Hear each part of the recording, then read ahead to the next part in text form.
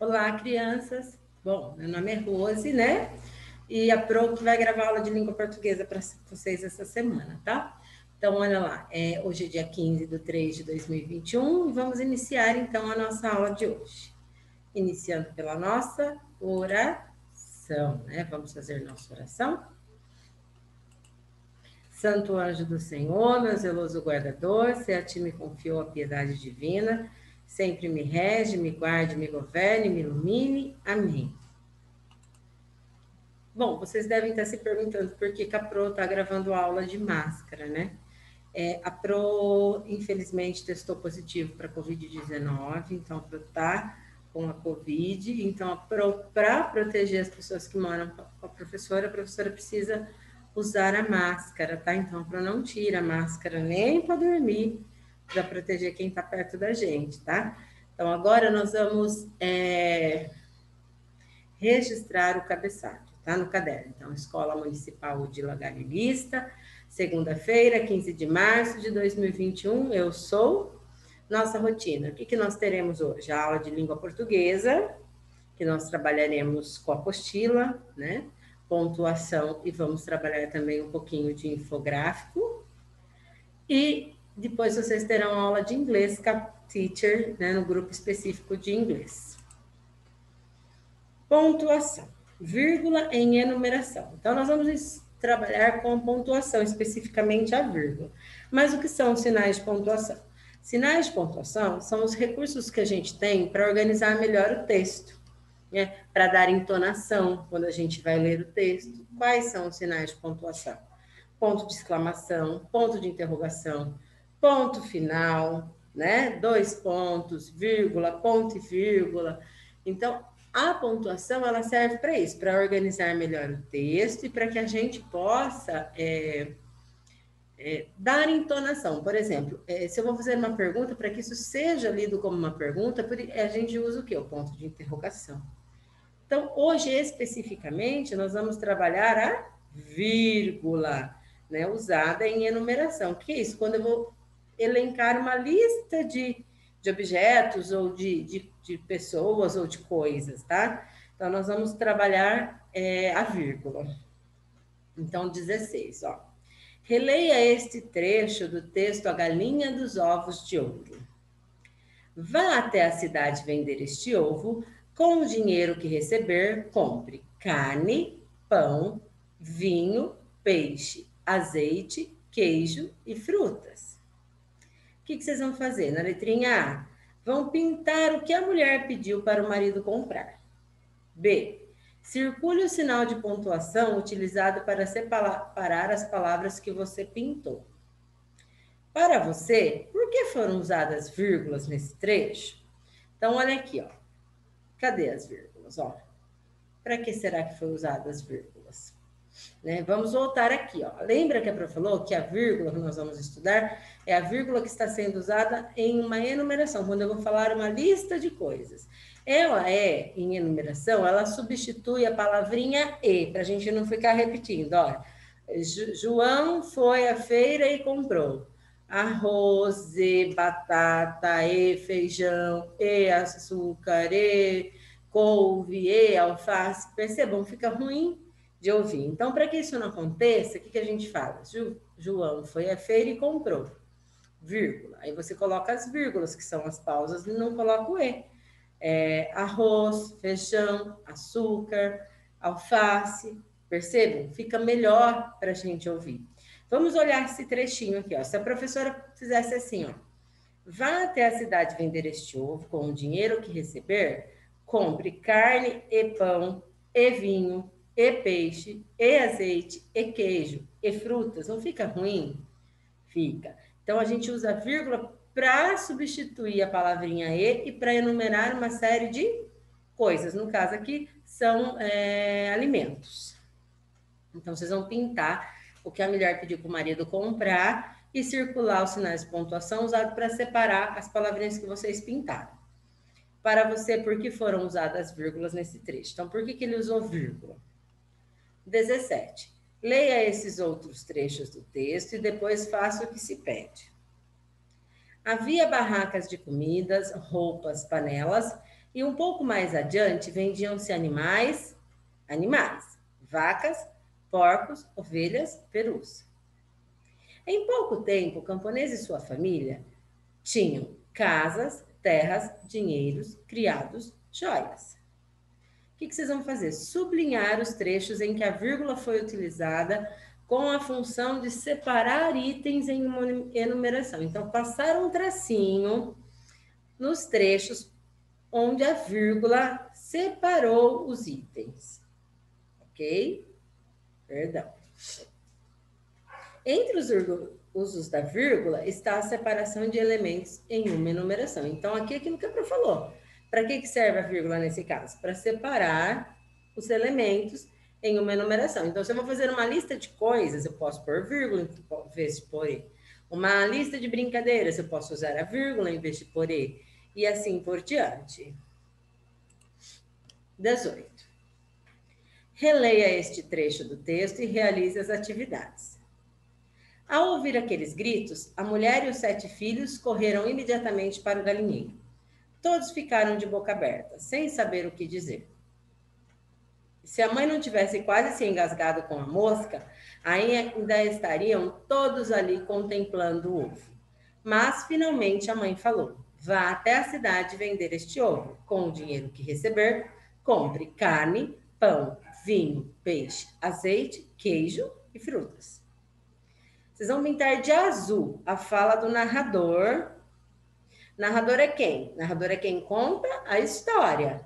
E de amarelo a fala de uma das personagens. Então, vocês vão escolher um personagem e pintar de amarelo.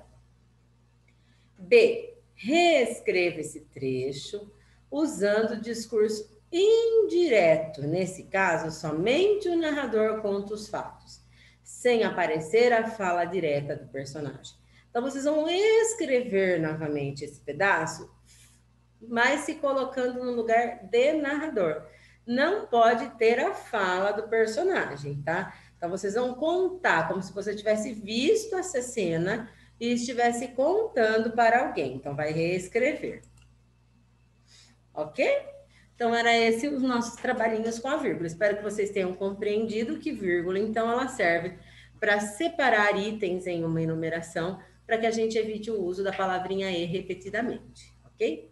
Agora, nós vamos retomar, né, mais um conteúdo que vocês já viram e que nós vamos estar retomando um pouquinho, que são os adjetivos. O que é adjetivo, gente? Ixi, Pro, eu não sei o que é adjetivo. Adjetivos são palavrinhas que vão qualificar o substantivo. O que é substantivo, Pro? Substantivo são as palavras que dão nome às coisas, né? Por exemplo, casa, é o lugar onde a gente mora. Casa é um substantivo. Casa bonita. Bonita é o quê? Um adjetivo. Então, está dizendo como é a casa. Carro é um nome, é um substantivo. Grande. Como é esse carro? Então, qualifica. Então, adjetivos são as palavrinhas que vão qualificar o substantivo. Por exemplo, vou dar mais um exemplo. Ó, menina brava. Menina é o substantivo. E brava. Brava é como é esta menina. Então, como é esse substantivo? Ele é bravo, né? Então, vamos lá? Leia as frases e circule a característica de cada ser ou objeto em destaque. Então, como é? Característica é como é. Era uma vez um camponês muito pobre. Então, como era esse camponês? Que bela galinha! C. Papai, você me compra um vestido florido bem bonito? D. Todo contente, o camponês atrelou a carroça ao seu cavalo magricela e foi para a cidade. E, se a galinha botar mais um ovo de ouro, vamos guardar. Assim, quando tivermos vários, poderemos construir uma casa nova. Mas o marido, que era cabeçudo e ambicioso, matou a galinha. Então, vocês vão ler as frases e cada palavrinha dessa que está mais escura, vocês vão procurar a característica, que é o adjetivo que tem nesta mesma frase. Complete as informações com as palavras que você circulou. Então, camponês. Como que era o camponês? Vai pôr na frente. Como que era a galinha? Como que era o vestido? Como que era o cavalo? A casa? O marido? Complete o quadro com as expressões da atividade 2 de acordo com o que elas indicam. Complete o quadro com as expressões da atividade 2. Então, aquilo que vocês colocaram aqui. E vão colocar se ela é uma qualidade ou defeito, aqui. Se é um modo de ser, aqui. Se é um estado ou aparência, aqui. Se é um estado, aqui. Tá bom? As palavras que atribuem características aos substantivos são chamadas de adjetivos, como a Pro já explicou. Os adjetivos podem indicar um estado, né? Casa, casa nova, por exemplo, é um estado. É como está a casa. Cadeira rasgada. Como que está essa cadeira? Rasgada. Rasgada é estado. Qualidade. Menina bonita. Bonita é uma qualidade. Defeito. Menino mentiroso. Mentiroso é um defeito. Ok? Continuando. Bom, terminamos os adjetivos. Vamos dar início à nossa próxima unidade, a unidade 2, que nós iremos trabalhar a questão das cédulas e moedas, tá bom? O que são cédulas e moedas? Vocês estão verificando aí? O que tem aqui em cima da mesa? Tem dinheiro. Então, o nosso dinheiro ele é composto por cédulas e moedas. Nós temos notas de R$100, cédulas de R$100, de R$50, não é? Nós temos notas de R$10, de R$5. Aí nós temos as moedas de R$2, de R$1, de 50 centavos. Nós temos as cédulas e as moedas do nosso dinheiro, ok? E as crianças estão fazendo o que aqui? Contando dinheiro. Neste capítulo, você vai ler uma matéria de revista e conhecer os símbolos contidos nas cédulas e moedas, bem como o que eles significam. Roda da conversa. Converse com os colegas e o professor sobre as questões a seguir. Para que serve o dinheiro? Vocês sabem para que serve o dinheiro? Será que sempre existiu dinheiro, gente? Não, dinheiro nem sempre existiu. Antigamente, as pessoas usavam objetos para fazer trocas, né? Trocava-se feijão por batatas, arroz por açúcar, mandioca por carne. Então, as pessoas realizavam trocas. Tá? Para facilitar essas trocas, depois de muito tempo, criou-se o dinheiro. Já se usou também, gente, nem sempre o dinheiro foi cédulas e moedas, tá? O dinheiro já foi o sal. O sal era uma coisa muito valiosa. Por quê? Porque não tinha geladeira. E as pessoas precisavam conservar a carne. Para conservar a carne, elas usavam o sal. Daí, então, veio a palavra salário. Né? A gente não recebe um dinheiro em troca do nosso trabalho. Por que chama salário? Porque antigamente as pessoas trocavam as coisas por sal, que era um produto muito valioso. Depois passou-se a trocar por açúcar, e até que a gente criou, até que foi criado o dinheiro de papel, as cédulas e as moedas. Né? Tivemos também as moedas feitas com ouro, até chegar no que a gente tem hoje, tá? Por que o dinheiro, então, foi criado? Como eu já disse, para facilitar as trocas. Como que é chamado o nosso dinheiro? Vocês sabem? Eu acho que todo mundo sabe. Dinheiro todo mundo sabe, né? O nosso dinheiro é chamado de real. Quem que faz o dinheiro? Quem é o responsável por emitir cédulas e moedas? Vocês sabem? Quem emite as cédulas e moedas é a Casa da Moeda. A Casa da Moeda é uma fábrica, tá? Uma fábrica que produz o nosso dinheiro.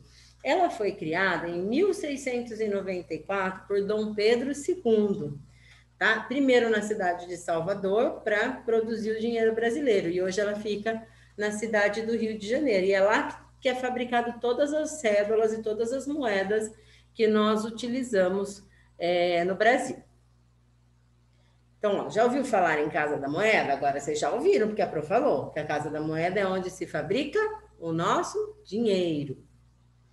Na página de adesivos, há adesivos de cédulas e moedas de nosso sistema monetário. Destaque e colhe-os aqui. Depois observe-os com atenção e responda as questões propostas. Então, lá na página de adesivos no material de apoio, vocês vão destacar as cédulas e moedas, vão colar aqui todas as cédulas e moedas que tem no real, no nosso dinheiro. E depois, em seguida, vão responder: qual é a cédula de menor valor? E qual é a de maior valor? Quantas são as moedas de valores diferentes? Quais são os valores? Então, depois que colar, vai responder as perguntas a respeito do nosso dinheiro, tá bom? A leitura entrou na roda. Vejam, que tipo de texto será esse? É uma fábula? Eu acho que não, hein? É um conto? Também não está parecendo conto. Eu não sei, como é que chama isso? Isso aqui chama-se infográfico. É um tipo de texto geralmente publicado em revista. Percebam que ele usa os desenhos, né, as imagens, as cores, por quê? Para chamar a nossa atenção, para que a gente faça a leitura, tá? Então, vamos ler? Hoje a gente só vai ler esse infográfico e as atividades nós faremos na próxima aula, tá bom?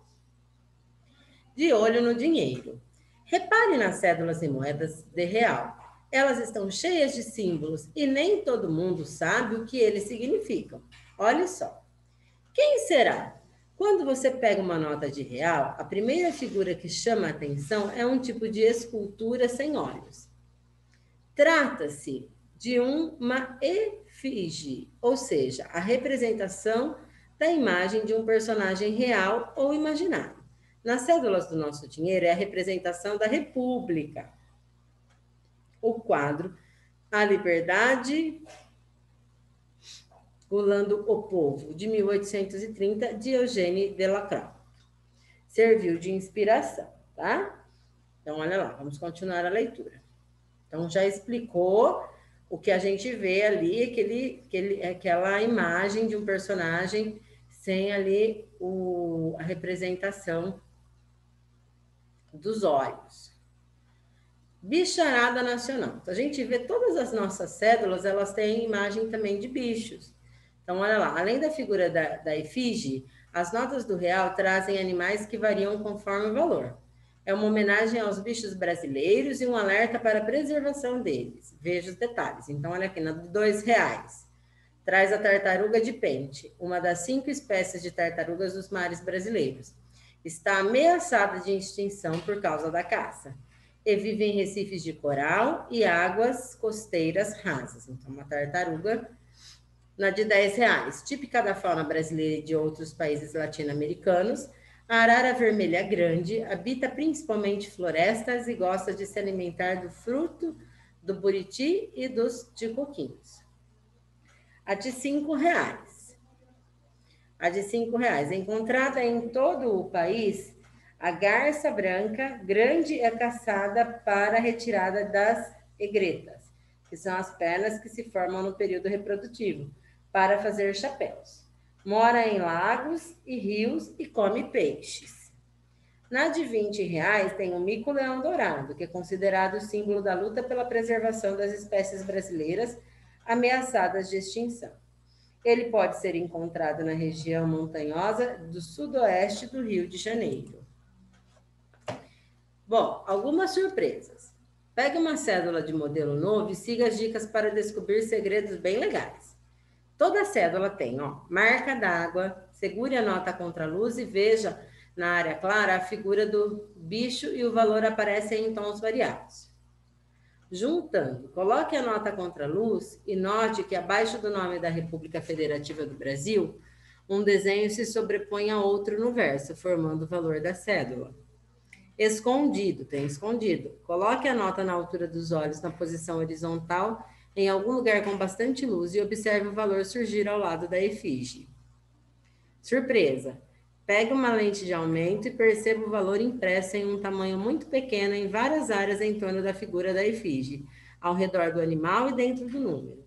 Alto relevo. Pelo tato, você sente o relevo em algumas áreas da frente da nota, na legenda República Federativa do Brasil, na efígie, no valor e nas linhas laterais, direita e esquerda. Então, tudo isso aqui são coisas que tem na cédula para evitar que as pessoas falsifiquem, para você saber se o dinheiro é verdadeiro ou não, tá? Então, nós temos que prestar atenção nessas características. Olha aqui, R$50, terceiro maior mamífero terrestre carnívoro do mundo. Quem que é? A onça pintada, que está aqui na nota de R$50. Apesar de ameaçado de extinção, ainda existe na Amazônia e no Pantanal, Mato Grossense. Na nota de R$100, a gente tem o peixe garoupa verdadeira. É um dos mais conhecidos entre os que vivem nas costas do nosso país. Pode atingir 1,2 metros de comprimento. As redondinhas, que se tratam do quê? Das nossas moedas. Nossas moedas retratam personagens importantes na história do Brasil, relacionados ao período colonial, imperial e republicano. 5 centavos. Quem tem na de 5 centavos? É Joaquim José da Silva Xavier, conhecido como Tiradentes, que foi condenado à forca pela participação no movimento da Inconfidência Mineira, movimento pela independência do Brasil. Na moedinha de 10 centavos, a gente vai ver Dom Pedro I, que foi o primeiro imperador do Brasil. Na imagem, ele está numa cena que relembra a proclamação da República. 25 centavos, Manuel Deodoro da Fonseca, proclamador da República e nosso primeiro presidente constitucional. Ele está junto das armas nacionais. 50 centavos, traz José Maria da Silva Paranhos Júnior, o Barão do Rio Branco, diplomata considerado símbolo da diplomacia no Brasil, por contribuir para a consolidação do nosso território. R$1. Vê-se outra vez a efígie da República. Olha aqui, ó. Essa é a efígie, aquele personagem sem olhos que tem nas cédulas e que tem também na moeda de R$1. Ela está sob a proteção de um anel dourado ao redor, a referência às raízes étnicas indígenas do Brasil. Renovação. As cédulas do real passaram por uma atualização entre o ano de 2010 e 2013. O objetivo foi deixá-las mais modernas e protegidas. Elas têm novos elementos gráficos e de segurança, capazes de diminuir as tentativas de falsificação, além de oferecer recursos para o reconhecimento por portadores de deficiência visual. Bom, esse é um texto, tá? Então, o que esse texto trouxe de informação? Trouxe muitas informações sobre o quê? Sobre o nosso dinheiro, tá? Onde que circula esse tipo de texto? Em revistas, tá? Então, ele trouxe, o que ele usou para chamar a nossa atenção? As imagens, as cores, né? O tipo de letra, a organização, né? Do texto na página. Mas nós vamos trabalhar esse texto na próxima aula. Por hoje, então, nós vamos ficar por aqui. Vamos relembrar tudo que vimos hoje, para ninguém ficar de fora. Então, nós vimos primeiro pontuação. O que nós vimos? A vírgula. A vírgula usada para enumerar, para substituir a palavrinha e, para não ficar repetitivo. Nós vimos lá na primeira atividade. Na segunda atividade, a gente retomou o adjetivo, tá? O que é adjetivo? É aquela palavrinha que qualifica ou que caracteriza o substantivo. O substantivo é o quê? A palavra que dá nome. Então, por exemplo, casa grande. Casa, substantivo, grande, adjetivo. Está falando como é a casa. E agora eu apresentei para vocês um pouquinho sobre o nosso dinheiro. Então, a gente viu que nem sempre o dinheiro existiu, que as pessoas usavam as trocas, né? Com objetos para conseguir as coisas, e depois, com o passar dos anos, para facilitar essas trocas, criou-se o dinheiro, né? E hoje nós temos o nosso, que é o real, né? Que é composto por cédulas e moedas. Então, por hoje é só, né? Bom trabalho a todos e até a próxima aula. Um beijo.